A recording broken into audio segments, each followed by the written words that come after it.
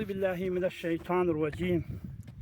Bismillahirrahmanirrahim. Allahümme salli ve sellem ala seyyidina Muhammedin ve ala alihi ve ashabihi ecmaîn.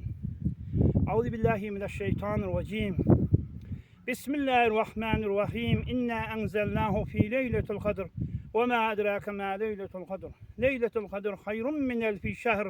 Tenezzel melâiketu ve ruhu fiha biizni rabbihim min kulli emr. Selamun hatta matlar fecr. Sadakallahu azim.